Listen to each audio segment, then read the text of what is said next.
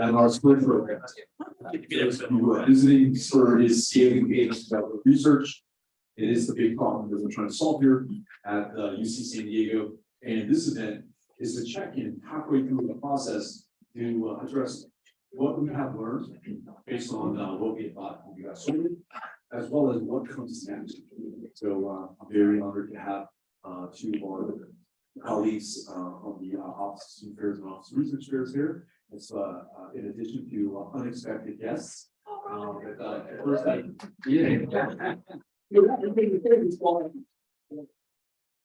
so I'd like you to start by introducing Vice Chancellor Alysson Satterlund from the Office of Student Affairs, who will get us started with some opening remarks.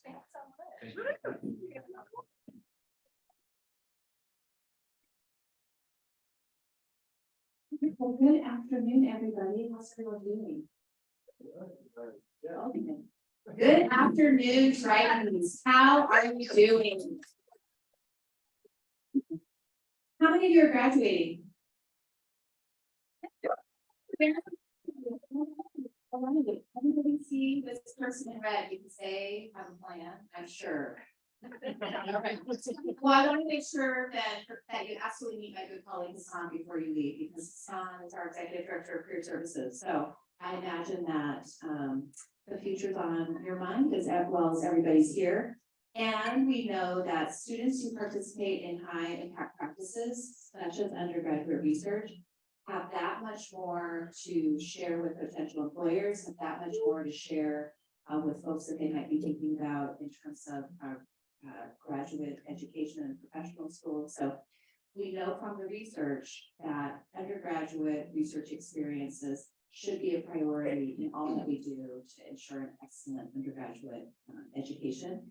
And that's part of being student-centered, right? Making sure that all of our students graduate with not only what they need, but what they hope in terms of skills and experiences to bring to the world and to their local community. So I'm very grateful to EDC Simmons, to my partner Peek-Asa, and especially to Michelle and Kevin in the design lab for leading us on this journey. So if we could just take a moment of gratitude for EDC Simmons, and especially for Michelle and KP and all of us doing this moment.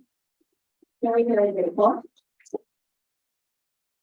And then I just wanted to share for a moment of learning. So BCPK joined us last January as our Vice Chancellor of Research. And when she was interviewing for the position, she talked with us about all of the work that she had done at her former institution, which will not be named, in the undergraduate research space. I have been talking with Dr. Figueroa, our Assistant Vice Chancellor of Student Retention Success, our Dean of Undergraduate Education, John Moore, our college provost partners, the leadership of Career Services, and Dean Artists and the leadership team in the Undergraduate Research Hub about how do we make more of these opportunities available that can be paid, right? There are a lot of volunteer and service opportunities, but as many of you know, if you've joined us in a workshop thus far throughout the year, you often, as a student, have to choose between a paid position, as I was a cashier, I was a custodian, you have to pay rent, you have to pay tuition, you may also have children or dependents that count on you, you may have money that you need to send back home. You don't have what really is a luxury of a non-paid undergraduate research experience, even if it is high impact and it can contribute to some of your post-graduation goals and dreams, right? So our job is to take everything that Peek-Asa was doing at her former institution to work with a campus partner to help us figure out how we could do it better at UC San Diego. But that's really about advancing student-centeredness and improving the student experience, which is part of what my primary responsibility is here at UC San Diego. So toward that goal, when Cori got here, we were thinking about how are we going to do this? doing consultation with partners around who can guide us in this work, we found our way to the design lab. And the design lab said, we have this great process, trust us. And I was a little nervous because I had not been through the process myself. But what I have since learned, since being in this partnership, is that the design lab process is exceptionally creative. It's inclusive. It's really about solving the problem and bringing together the best minds, the best creative solutions, the ones that we can't even see anymore, right? To the forefront so that then we can bring those to implementation. So having the opportunity to be with you all today to hear what you brought forward in terms of creativity and solutions, so that then we can bring this back to Chancellor Copeland, EDP Simmons, and our other partners around the campus to implement in the coming academic year to really move forward this goal of increasing paid undergraduate research experiences across UC San Diego, so you don't have to decide how you'll pay your rent, how you'll pay tuition, and how you might get to participate in things that are meaningful to you that you're curious about. It's truly an honor, and I'm so very, very grateful for the opportunity to learn from the design lab how to do this. So thank you all very much. I want to invite Peek-Asa to come up and say a few words. Thank you again, and you probably should not give me the mic because I probably went over a little bit. No, fine. No, she's fine. Okay. Okay, thank you. Thanks, Satterlund.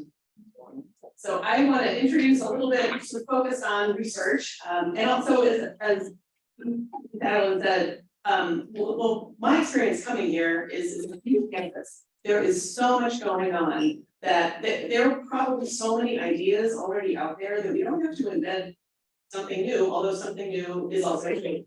But as I have gotten a year into my job, so I figured out, here's what I think about it. UC San Diego is wonderful chaos. There is not a very centralized model of anything. Things are in colleges, things are in schools, things are in centers, things are in community partners. And so our role as administrators is to just move the chaos forward in an equitable, coordinated way, but not to try to rein it in.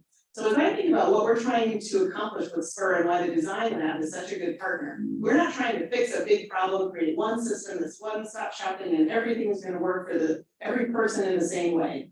We are really trying to find what are all the ways that we can leverage all the resources that we have on campus, all of our student brilliance and energy, all of the research that's going on, how do we match it for that? So there's just three kind of random points about that. One is that when we use the word research up there, I want to be, Spur is a nice logo, it fits nice, often to make a good look, acronym you need to kind of think about the words that fit in. But when I think of research, I would like to change the word to discovery, because we're not talking about paying people to work in a lab. We're talking about how do we pay students to have the experiences that prepare them for their next step. So we're sitting in the design and innovation building, my personal favorite place on campus. So innovation, engagement. So if we can find ways to pay those experiences, it's not just any type of one research. So absolutely lab stuff, arts and sciences, every type of activity that we do, we want to put under this big umbrella. And because it's such a big scope, it's not going to be one thing. So if we have 6 ideas that help identify how we can link up more students to more discovery and pay them to do it, all those 6 things are great. So building on what we have and new ideas of how to leverage the resources that we have is going to be the most effective and efficient growth. And I also have really appreciated that the campus and BC Satterlund and her leadership is really focused on equity. And so one other challenge I want to put out there that we want to solve, and that many programs on campus already are, but how do we scale them up, is that exactly as BC Satterlund said, if you don't have as many financial challenges, you can take an unpaid opportunity, and that's great. But if you do, we need to figure out how to make that happen. It's also the case that there's an inequity in your background. If you went to a real college prep high school and you have some research experience, and you had that opportunity there, and you're coming into college and already have that, you're going to be really attractive to a PI who just needs to get their grand scope of work done. So we also need to figure out how do we create an equal playing field and readiness among all students to walk into the lab. And the last thing I'm going to say, that it's a challenge, but I think it's very important for everyone to be aware of. Last year, we topped $1.7 billion in research revenue from grants federal agencies, state agencies, industry partners, philanthropic gifts. And it's a huge number, but the reality is that we are probably, for that $1.7 billion investment, doing closer to $2 billion worth of work. So by the time you get down to any one PI who's doing a project, the funding they're getting is not enough to cover all the stuff that they're required to do on that project. So it is not the case that all of the PIs are sitting on tons of money that they're just trying to figure out where to put that. Their job with their project is to move that scope of work forward so that they're competitive to get the next grant. So we need to find, but it's also really important that students bring huge added value to research. They bring new ideas, they bring energy, they bring, honestly, new thinking. So where is that marriage where we can work on the readiness, find the matchmaking that ideally brings the passion and energy of the student into the forward progress of the grant? And that's where we will find our win-win for all of this. And I think there are tons of win-wins out there. We just need to find them and put them in place. So you find the win-wins, and Alice and I will put them in place.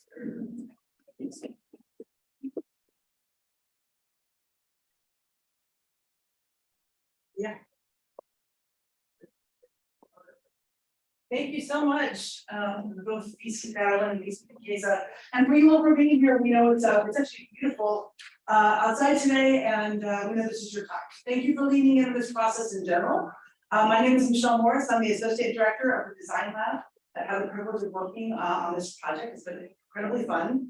And I want to show you, anybody who's been in any kind of human-centered design class may know what this is. I know we've got people in here. What is this called?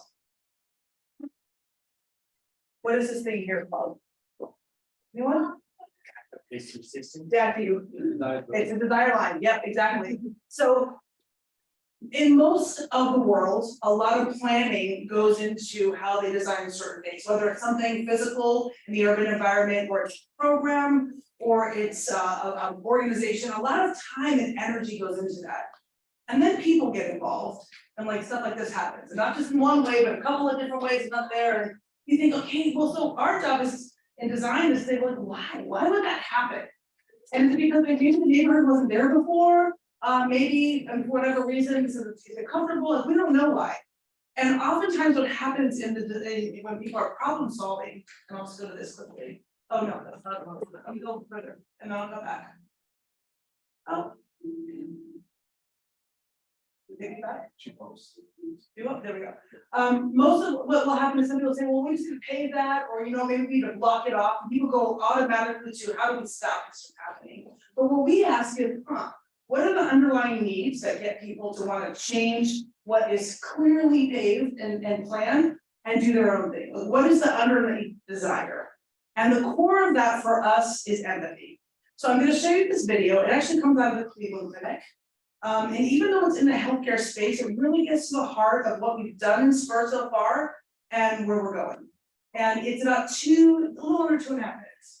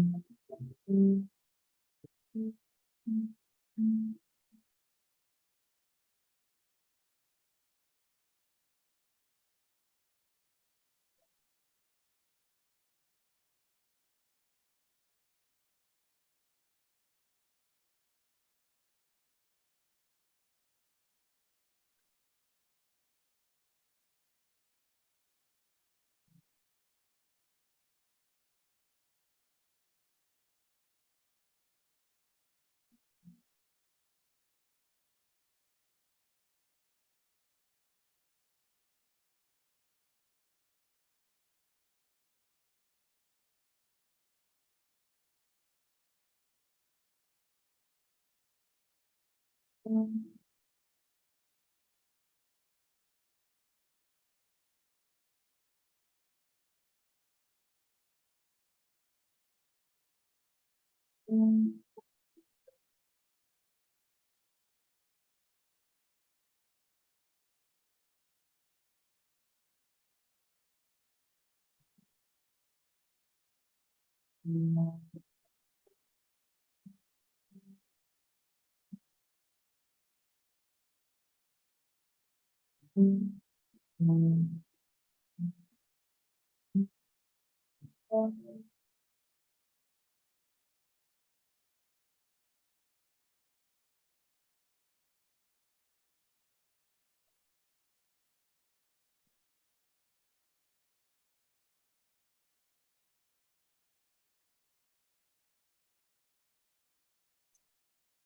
you might be wondering, why am I showing this video?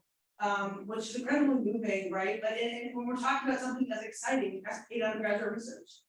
Well, at the end of the day, the research shows that unless it moves you, unless it makes you feel something, unless it solves a problem for you as an individual, whether it be that you are overwhelmed or that you don't quite understand, or whatever your barriers to getting wherever you want to be or the information you want, you're not going to participate. So part of what we are doing in conjunction with our partners is figuring out there's so many amazing things on campus. There's money on campus when you read the stats that we have $1.7 billion of research. So why is there a disconnect right now? What's going on? And I think if we ask everybody in here, you know, would we want to work as an undergraduate, would you want to do paid research? And if you ask faculty or administrators, if you had an opportunity, would you want to have undergraduates? I think everyone would say, yeah.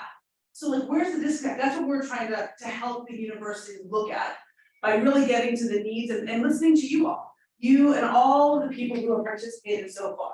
In design, we call this is problem defining. Most people start right here and they jump into solutions because we're probably by nature, we're wired to problem solve. We like to spend a lot of time here because it shows that a lot of time is and energy and money is saved by doing that. So that's what we've been doing. The Spur pathway. Right now, we've been kind of ecosystem mapping, listening, learning, and then hopefully sharing with you all and those who have participated in our first phase, a little bit about how we approach problem solving and challenge spaces. What we're going to be moving into now is building additional empathy within more specific problems and also prototyping some solutions. So my partner in crime, KP, is going to talk about that a little bit later. Then we're going to get to a place where we get to present to the university. This is coming down from the executive vice chancellor's office. So we know that this is going to go somewhere. You've got some amazing leadership here in the room today saying, we're committed. We're giving up our afternoon to come to this. And then we'll take some of those ideas forward. So right now we're moving into this. What we're going to talk a little bit about today is just for those of you who haven't participated, what our actual framework is for going through this pathway, and then also what we've learned since March 17th when we had our first workshop, which was a learn. In learn, we sort of share what we know, what you tell us what you know, we talk about the design thinking process. In work, which was in March 23rd, and we just finished up, we worked with broad mixed groups as well as some really targeted departments. You'll see a list of those stakeholders in a moment. And we start getting not only a little deeper into what we need to learn, a little deeper into understanding the ecosystem, but also running through a microcosm of the design thinking process so people get more familiar with it. Now we're going to jump into develop, which is okay, now we're going to get serious. We're going to really kind of delve into specific problem areas and come up with some solutions that we can present to leadership. And then on July 13th, we'll do our first round and present. This is iterative. When I first started getting into design thinking, I didn't realize. I remember I went to Stanford and I went to D-School. I thought, what is the big deal? Like, this is kind of common sense. And what I realized is actually kind of not. And what everyone would always say is, when you get stuck, you don't know enough. Go back here. When you're stuck in a problem, you don't know enough. You don't have enough information. Get out of the building. Get out of the building. So this is very iterative, but we have a process here to kind of get us rolling. What we've done today, here are just some numbers, because I know everyone loves numbers. In terms of the students with whom we've met, faculty, staff, administrators, some of the specific departments and offices, the kinds of workshops we've done with some corresponding questionnaires for those who weren't able to join us. Some problem statements that came out of our general problem statement about how do we scale undergraduate paid research, and 53 just preliminary prototypes. That's just within, you know, a month and a half. So you can imagine this, the ideas, lots of ideas. Let's really hear people's voices in a way that goes broad, and then we can start to converge. This is the problem statement we started with.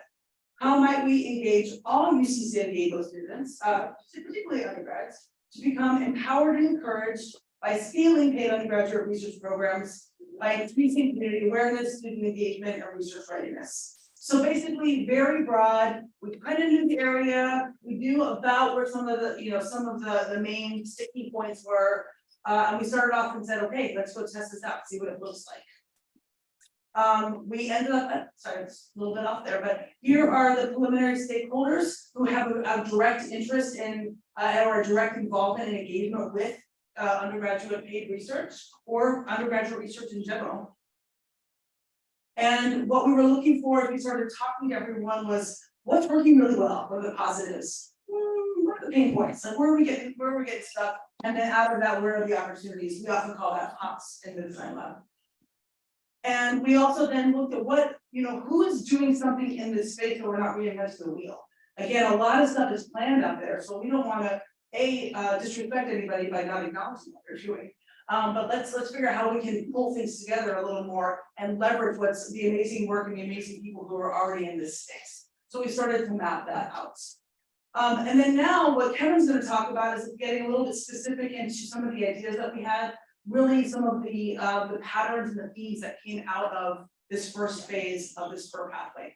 Before I turn it over, any questions? Thoughts? Okay, great, Kevin, or KP as we call her. Hi, everybody, move on quite along. Thanks, Michelle. Thanks. As Michelle had shared, we've done a lot, right? And a lot of people have done a lot.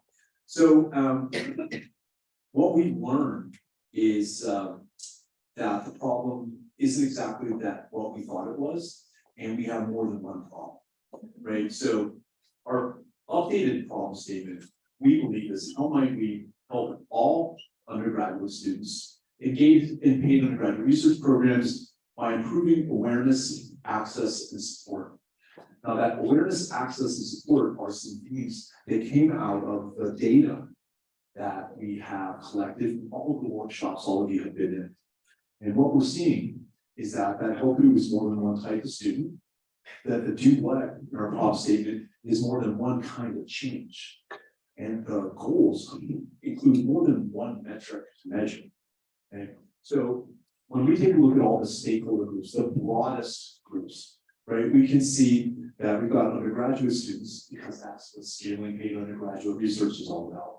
But we also have graduate students, staff, employers, administrators, and UC San Diego policy involved in these problems, right? So you can imagine it's very complex, right? The university is a process. We're a very big entity. There's a lot of moving parts. And as Michelle and Cori now said, we're all here to help. We're trying to figure out how to help. We have a lot of rules, regulations, guidelines, principles, things we all have to follow. So it's not as easy as you might think, right? So when we take a look at things like the personas, the different people involved in this problem, right? Even if we say undergraduate students, right? There's a lot of different types of undergraduate students, and we need to understand each of them and the unique challenges that they have. Because you have STEM and non-STEM. I got some of my students here that are in STEAM. First generation, undocumented, underrepresented, LGBTQ, Latinx, maybe LLC, potentially lower class, upper class exchange, degree changes. There's a lot of different types of students. And just in that video that Michelle shared, that you have all those people walking around the hospital, they have different things they're dealing with. Okay? We have people walking around our university, and they have all different things that they're dealing with. We're just trying to learn what they own. Because all of us don't know what everybody's going through. And that's what we're putting so much work in. Right? We're also seeing that those students are involved in these primary themes of awareness, access, and support. So moving forward, we're going to be working in these big things, but then there's going to be kind of subcategories, if you will. So under awareness, we're gonna have things like recruitment, showcases, success stories. These are things that bring awareness to students, particularly those students who are not in research-centric majors, business, is arts, music, right? They tend to be much more development creative type of things, but there's research opportunities in that. And we're trying to make sure that everybody understands that. As far as access, the concept of a pathway comes up frequently in the ideas that we've seen so far, providing students a path that gets them from here to there. And they understand the journey along that way. Also a central hub, where it can be a single location for everything the students need to know. And of course, support is critical. Mentorship, skill building, planning, incentives, all of these are different parts of support. So as much as we have 3 large themes, there are sub-themes, categories within there that we will start to explore. Okay? So any questions about this, how we got to here? Kevin, can you just reiterate, this is all, these are not our words, this is what came out of the workshop, it's all data that came out of the workshop, so just, it's not exhausted by any such an imagination, it's just a sampling of the things that we. So how many people were in workshops that came through one of our workshops? Remember that in the workshop where you get part of it, make a video that says, here's my problem, and let me tell you about my prototype. Well, we broke down every one of those videos. There was a, I don't remember what, 53 different prototypes I think submitted, right? We broke those down into data, right? We talked about the help, right? Who are you trying to help? Do what's the change that you wanted to make, and the metrics that you would have on that. We categorize the solution, and that's data. Helped us identify these 3 big categories and those subcategories underneath. So as Michelle and I want to reiterate, this isn't us telling anybody what to do. We facilitated processes, we collected the data, we were learning from it. These are data-driven decisions. Okay. Now, any questions about, again, the data and how we got here? Does it all make sense? We are going to make available to everybody, every single thing that we've done, all the videos, all of how we've broken it down, so that will be going out. Yeah, and we have ensured that, for instance, we have a YouTube playlist on our YouTube channel for Design Lab. It includes every video produced under Spur. You can see every idea as each of the teams presented that. We also will share out in a post-event the spreadsheet that we have that has all that data broken down. We welcome any additional perspectives that you have on that. Again, none of us know as much as all of us. Okay. Now, as we move forward into this next section of development, right, we're going to start with the problem statement. So we started with one problem statement at the beginning of learn, and then we move forward. Now we have 3 different problem statements that will initiate our work in these areas. So for awareness, right, how might we help all undergraduates become more aware of paid undergraduate research opportunities in order to increase applications, experiences, and readiness? Okay. So, Cori, Alysson, how does this resonate with you as around awareness?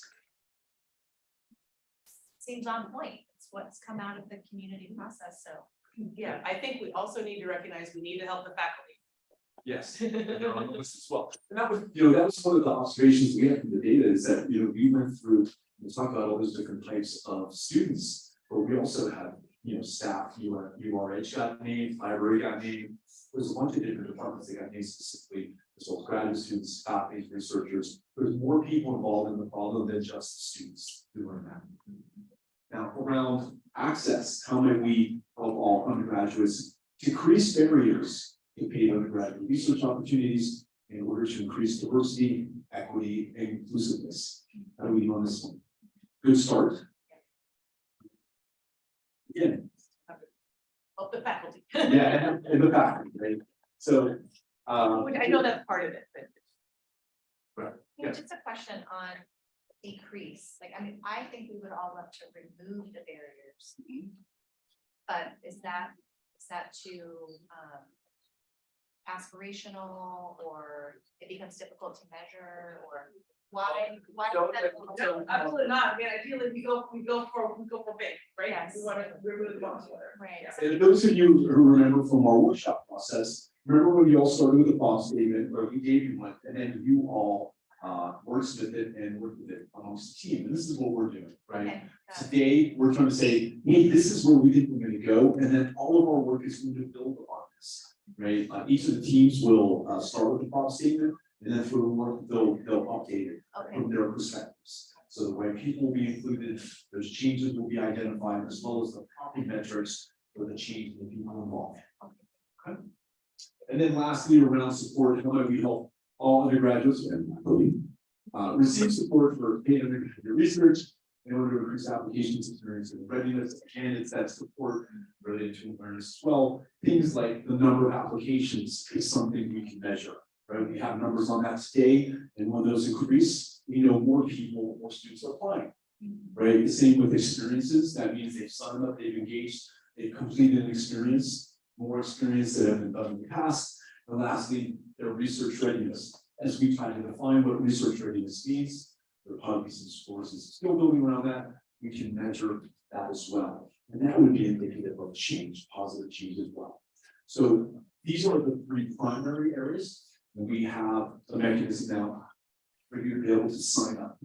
Okay, so by scanning this code, this will take you to the form that, and we'll be promoting this between now and June 2nd, June 5th, something around that line. This is the sign up time, right? And by signing up, you have some different ways that you can get engaged. One of them is by being a team member, right? You can say, it says, hey, I want to work in awareness and put me on a team. And you and everybody else who have been on signed up for awareness, we'll see how many people we have, and we're going to break up into different teams. You will be provided a coach, Michelle and myself. You'll have a project manager, a bit of a project plan, and a series of assignments that will have a go no-go step. Right? So, for instance, in empathy, to get you started, you will do some empathy work. You'll complete all your tasks. You'll schedule a quick meeting. We'll review your work to give you feedback. Did you do enough empathy work from our perspective so that you can move into that next phase? And if you did, we'll move you. And if you didn't, we're going to figure out what else you have to do that. Our job is to make each team successful through this process. All right, we've estimated some workloads. Most team members can probably put 1 to 3 hours per week between the beginning of the project and mid-July. 1 to 3 hours per week. Just remember, when you're in a workshop, we gave you 2 hours. And look at what your teams came up with in 2 hours. We give you 6 weeks, right? So we're hoping that that's enough time, given all your other responsibilities that you have going on, to be able to contribute to your team, collaborate, and develop that prototype that will all present. I believe July 13th is the day we're looking to present everything. We'll have group presentations, and there will be evaluation and feedback provided. And then based on that data, we're going to decide with the VCs what we're going to implement between mid-July and the beginning of the following our fall quarter. Because we're going to make some kind of change, we're going to measure it, and we're going to report back what happened between the beginning and the end of fall quarter. And then as we go into winter, that's going to start Spur 2.0. That's going to be our second year Spur. Because we know it's going to take more than 1 year of us leaning in on this to actually make the change that we all want to see. Now, you can also participate as an advisor, right? And you can also be advisor, expert, subject matter expert, and also as a mentor. So there's some different options explained on this form. Think about what you'd like to contribute. You could do more than once. You could be a team member, and then you may also want to be an advisor. Those of you department heads who can provide some different insights into some things. Perhaps you can do both. You have a team that you're working on, but you have some other groups that you want to share your expertise with.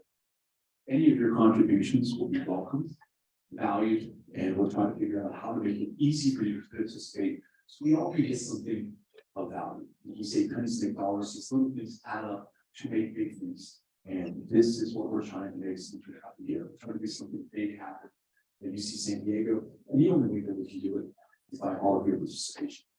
Do you have any questions about this, Simon? Yeah, so thank you for taking all the presentments, but it's been interesting to see this idea. But it's just the first time I actually know about it. I'm so confused, like what, like, okay, the undergrads are gonna get paid from where, and actually what's up the downsides? What's the downside of working in research? Yeah, like what's the downside of like paying? Will it like affect the funding for the research that they are receiving, or where, like, how undergraduates. How do they get paid? Yeah. Well, that's kind of a tricky question because it almost depends on the types of work that they're doing, right? Alysson, can you speak to that a little bit, please? I'll also invite Cori and David to share too. So right now, undergraduate research is funded by way of fellowships that may be international or national, or we may have dollars from the state of California for a specific initiative. We have some internal dollars by way of philanthropy and then also by way of Chancellor Hosan, EDC Simmons that fund within our undergraduate colleges, the TROS opportunities.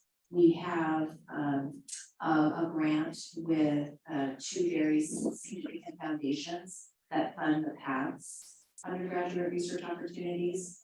So what we're looking to do, and I know I'm gonna miss something, so I might Brian give it a share. We also have work study dollars. We haven't connected work study, which is based on student financial eligibility and can be applied to student work. That can be undergraduate research. And that undergraduate research can show up as engagement in a nonprofit organization or on a library research project or in so many other ways. We also have, I think it's 6 or 7 years of late funding. That's also dollars that have been made available to help get at affordability to attending and graduating university debt free. So we have these buckets, if you will, but they're not connected. So there isn't a downside. It's just our system hasn't been designed for the connections. So I'll invite Cori and David and then our colleague in red. Sorry, yeah, I have a question. If undergrad research, is it more, so it's basically less of a money problem and more of a communication problem? Or I don't think it's I don't think it's less of a financial problem per se. There's definitely not enough resources to go around, but I think that's something that all of us as humans navigate throughout the course of our lives, some kind of limit on the resource, between the resource and the intention, right? But definitely we know that being able to bring the resources that are available to the opportunity, there's a disconnect there, of which I think communication and awareness is certainly a core issue, so.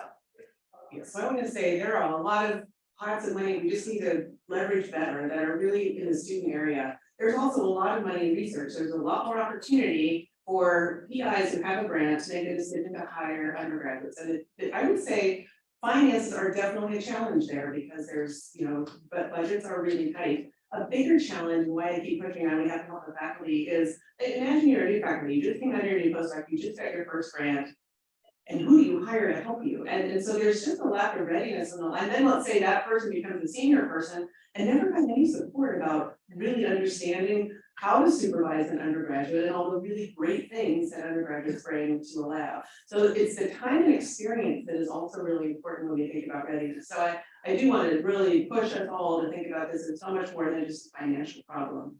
And then before turning it over to Dr. Artis, I do also want to say, how many of you have ever had a job? Many of you have. Have you had some jobs that you're doing just to get the work done? But maybe you learned some other things. I have to be honest that some of the jobs are not going to be jobs that are giving you your passion to advance your role as a lead thinker. Some of them are going to be, you have the opportunity to get paid to do the work that has to get done, to learn how innovation works, to learn how business works, to learn how stem cell research works. So some of these are going to be, yeah, your job is to file the paperwork, get the consent forms, prep the agar, whatever it is. But what you're gaining is not only money, but it's the experience of seeing how these environments work. So I think that in addition to these pods that are really focused on supporting students in their educational missions, there is also great opportunity within the research budgets that we have. But that's more a matter of readiness.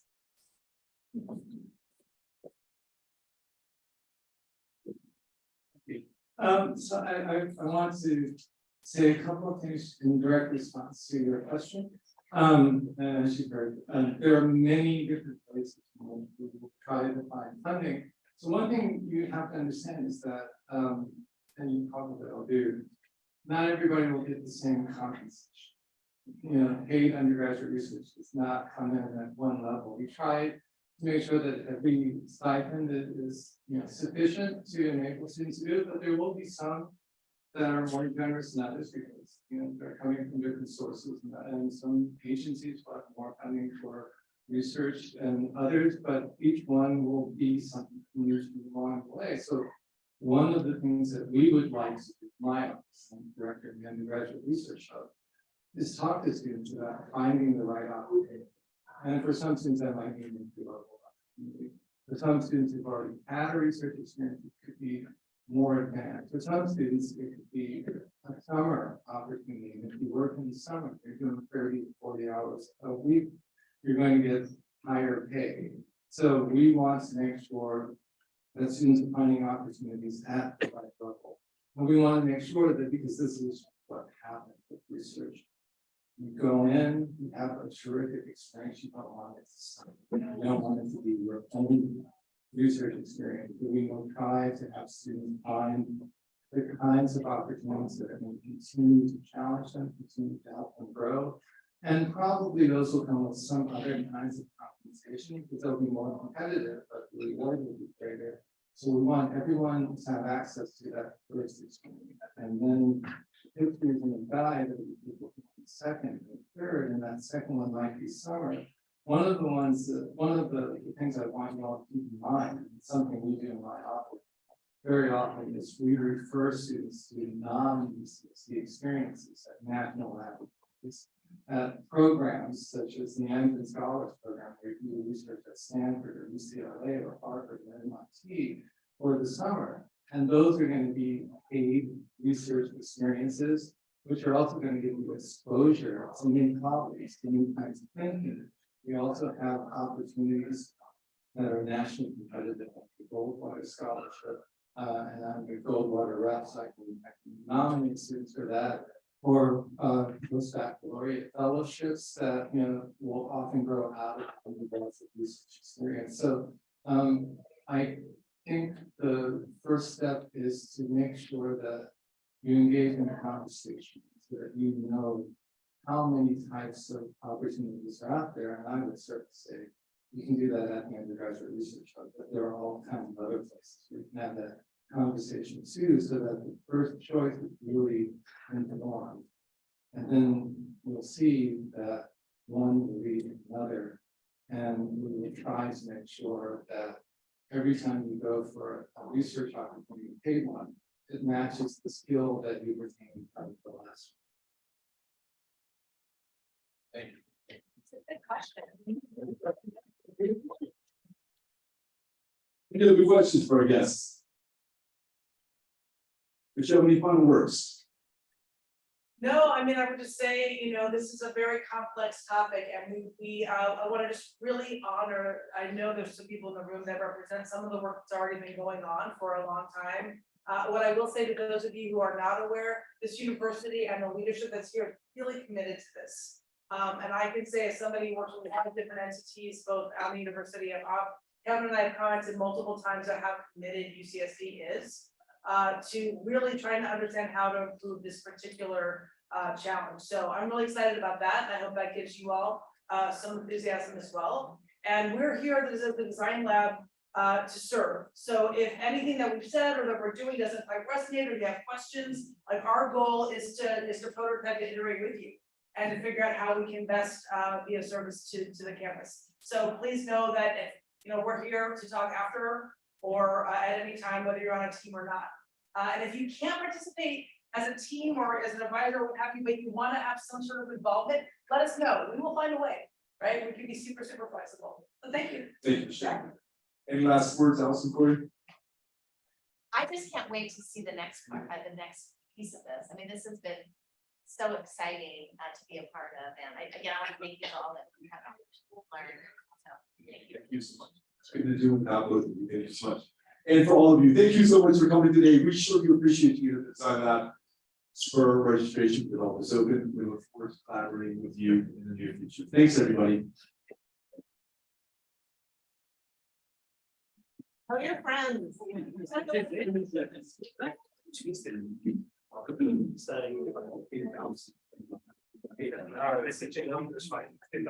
Yeah, but like you, then, yeah, no. Well, you already have. That's not good. You know, yeah.